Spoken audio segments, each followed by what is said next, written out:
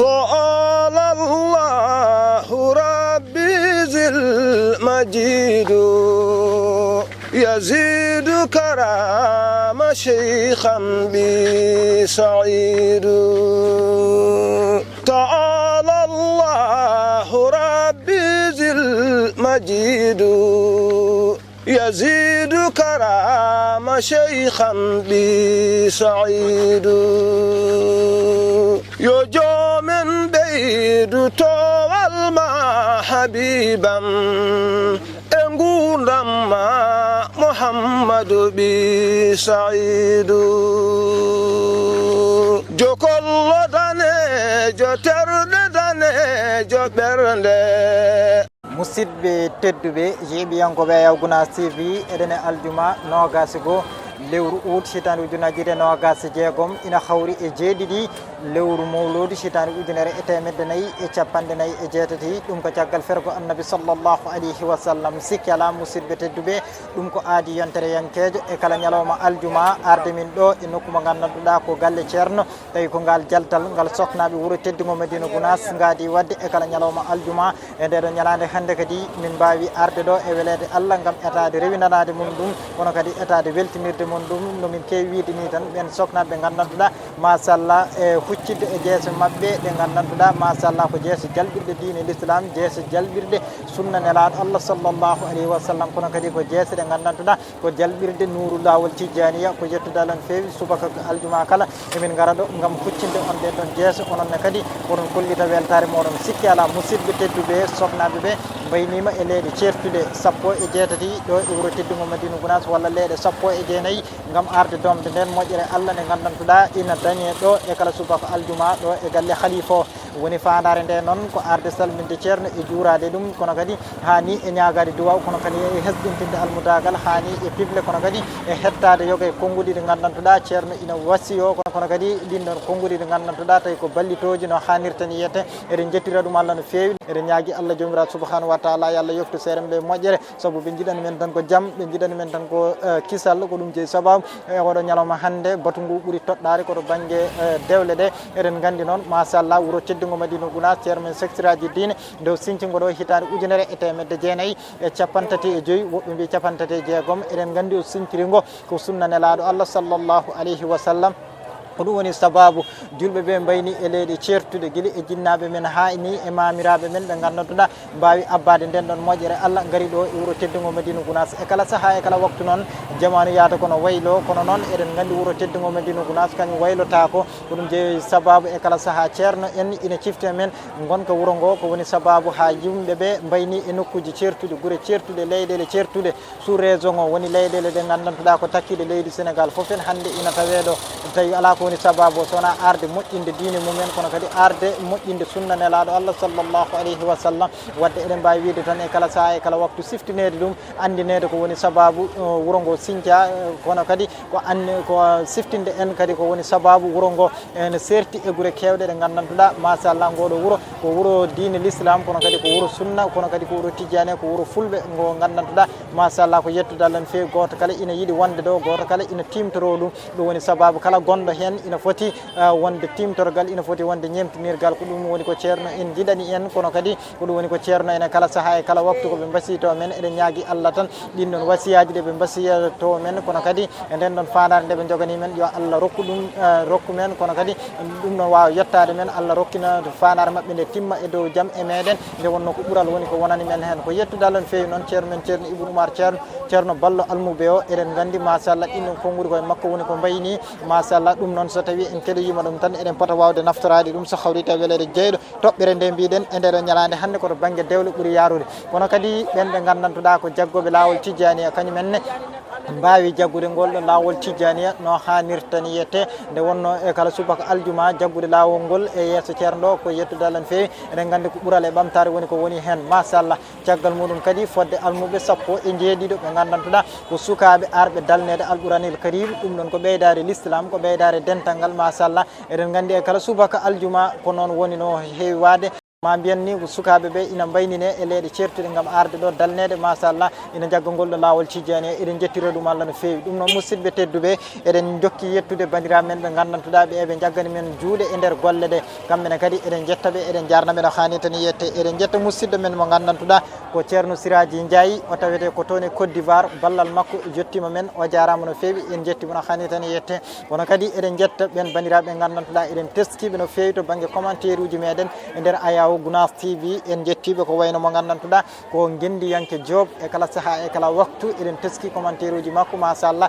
tawi kadi ko bindande baɗɗe fayida o jarama no fewi en jettimo no hani tan yette nonne kadi jettirɗen musidɗo mo gandantuɗa ko Yaya Keita kankone kadi commentaire uji makko cojjata e nder Gunass TV kankone kadi o jarama no fewi yo gueno sellin dole ɗum noon eɗen jetta ɗo musidɗo men mo gandantuɗa ko Hammadou Ali Diaya Sow en jettimo no hani tan yette gorko mo lega Ramatullahi dabɓo mo raɓɓiɗani haqqille en jettimo no hani tan yette ɗum noon jokki rewindade so hawrite welede jeyɗo arno rewidanade moon no wowi wadi ni tan ko musidɗo moon Ousmane Camara guiɗo leñol ɗo e yesso ayaw ngo tawi heedan men to banggue caméra ko ceerno Habibou Agne joni joni ala no mbatten so wona yaari hettoyade gunɗon batu bisimilla Allah jaman en ziyara o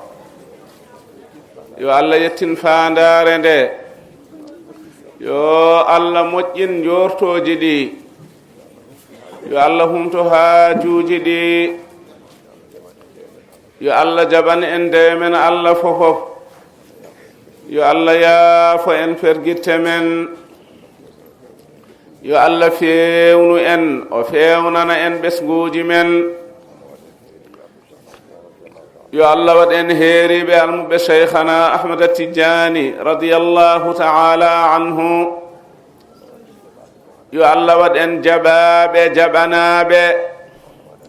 yo Allah waɗ en hawruɓe hawridinaɓe yo Allah ɓeydan en newuyaji mum keeriɗi wondude e nden ka makko yo Allah junnan en gurnam ceerno men radiyallahu ta'ala anhu yo Allah waddanmo hen cellal e sembe enenne yo Allah rokku en fandinde almudagal men yo Allah rokku en rewde e pele mabɓe e ñemtindeɓe ko suuɗi e ko feeñi bijahi rasulillahi sallallahu alayhi wa sallama barke cheikhana Ahmada Tidjani radiyallahu ta'ala anhu barke ceerno men e seeramɓe mum alhamdulillahi rabbil alamina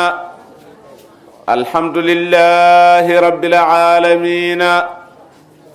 alhamdulillahi rabbil alamina enen ko ɗum tan woodani en heen waɗi ko mbaɗɗen heen fof yonata so en mbawno en mbaɗanno poɗɗen waɗirde ni no tawde en mbawa wadde no poɗɗen waɗirde en ƴetti anniyaji men e pible men fofof en ndendini ɗum en mbaɗi ɗum jettugol Allah subhanahu wa ta'ala e nde ɗo moƴƴere nde o waɗani en taw koye ɓural makko tan e njurumdeeru makko eɗen jettamo heen eɗen ñaagimo e ɓural makko e njurumdeeru makko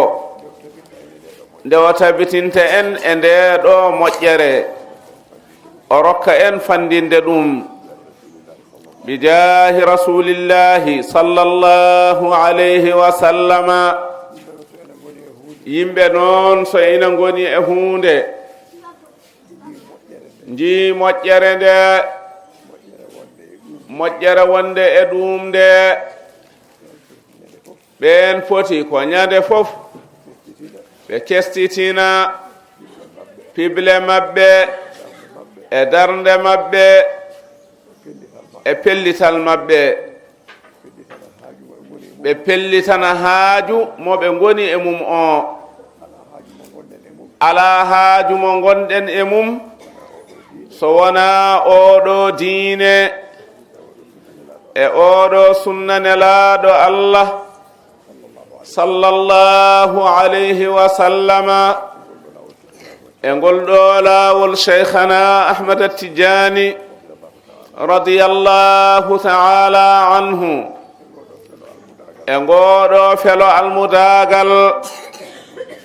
ko ɗum tan woni ko gonɗen e muɗum eɗen ñaagi Allah yo Allah tabitin en hen ɓeydoɗen tinnade no moƴƴi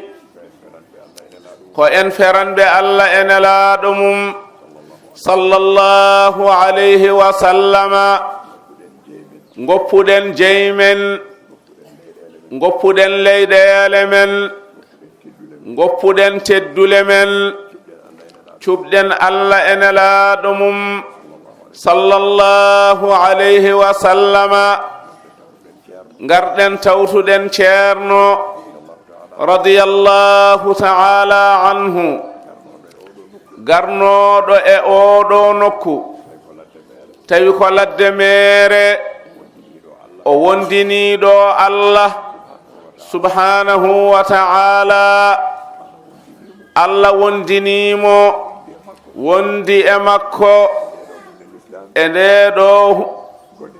ɗeɗo golle l'islam e oɗo sunna nelaaɗo Allah sallallahu alayhi wa sallama e ngol ɗo laawol cheikhana ahmad attijani e eneede julɓe e ko nafata ɗumen to diine mumen e to aduna mumen Allah wallimo haa wayi no wayi hande ni sabu e barkeji seeramɓe makko e needi mumen e makko ɗum jibini needi makko e meɗen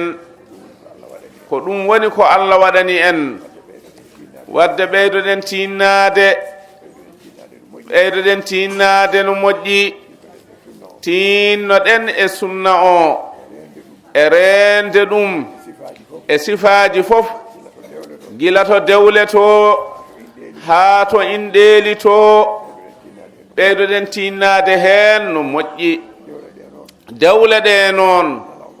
ñalawma hande enen fof eɗen nganndi en naanni heen ko ala heen ñalawma hande kay enen fof eɗen nganndi ɗeɗo dewle en naanni heen ko ala no heen en batti ñemtinde aduna no waɗirta to mum mbiyen eɗen mbaɗira noon ɗo sahaaji noon ñemtinowo so reenaki o dattoto mo ñemtinta o saɗa ñemtina noon haa mbawa dattade ya taw ko sunna nelaaɗo Allah sallallahu alayhi wa sallama ko ɗum jari ñemtinde wona ko aduna addata ko wona ko aduna hollata ko wona ko aduna janginta ko ɓeydoɗen wattude haqqille ɓeydoɗen rentade eɗen gandi hanki no dewle mbaɗirteno e dow sutura e dow deejere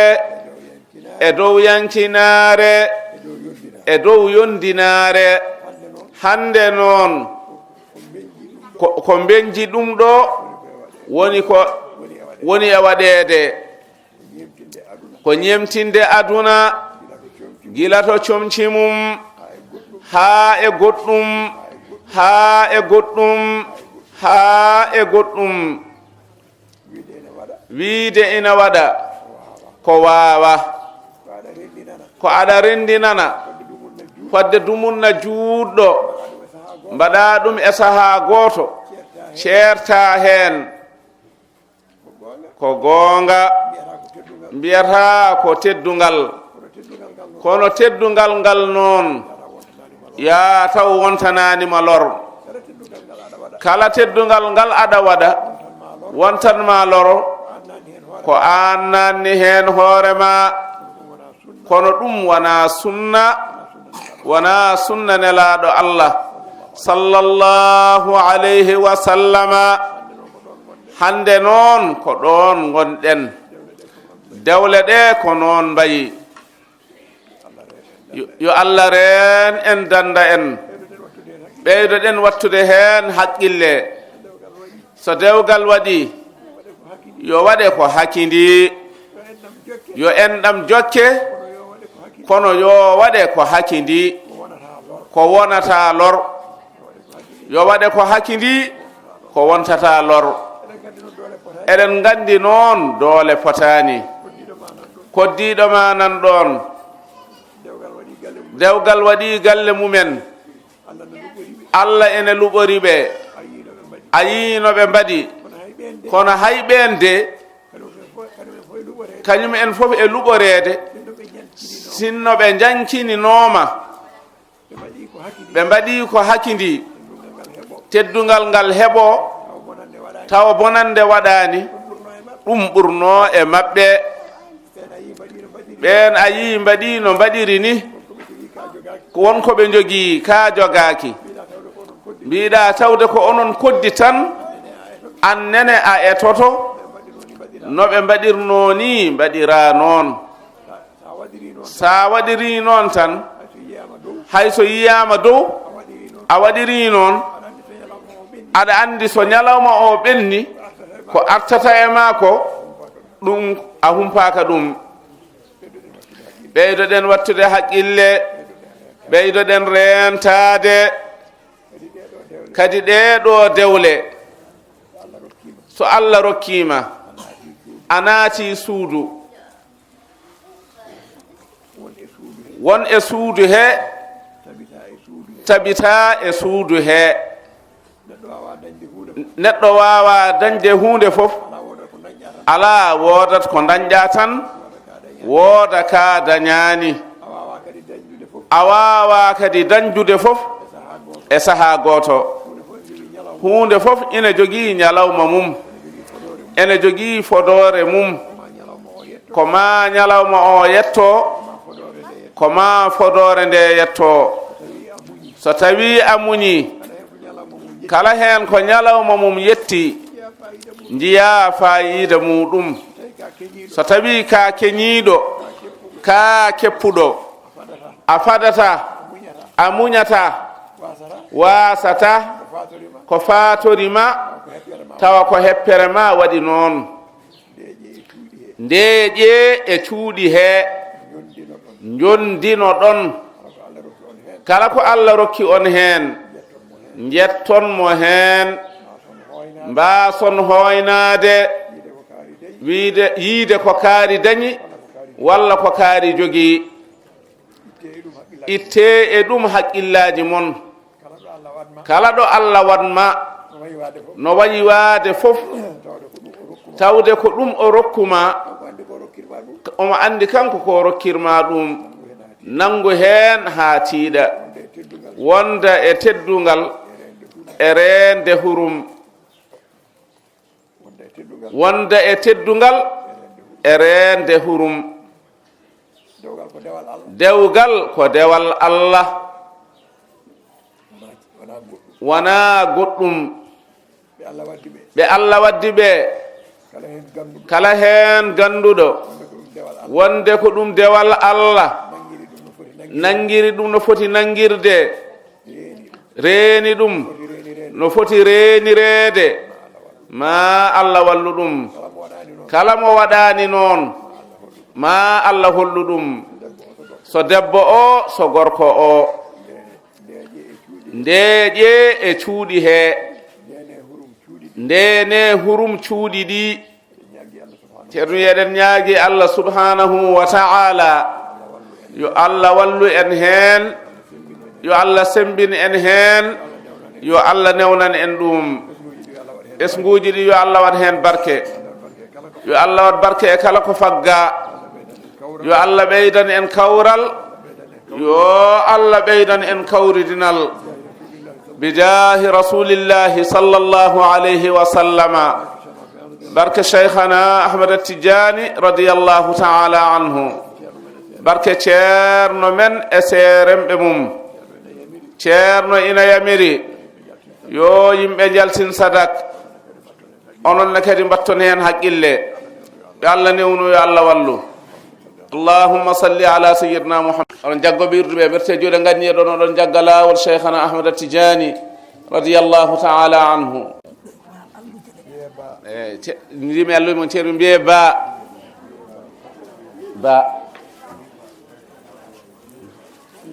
siñiije defte mimarak alif lam lam ha sagiru alif lam ara ha tongu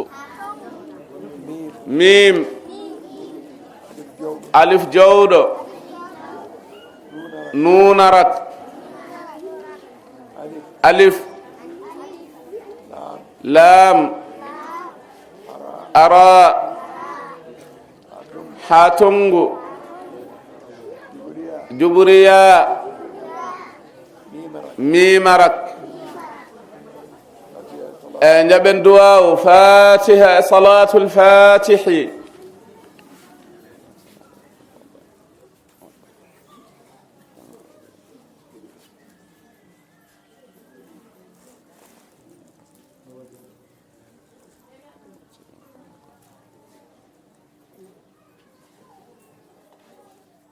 amin yo Allah jaabu duwaw onon jaggunoɓe wirduɓe keɗoɗon oɗon kalane sarɗeji wirdu ndu ko nogas e tati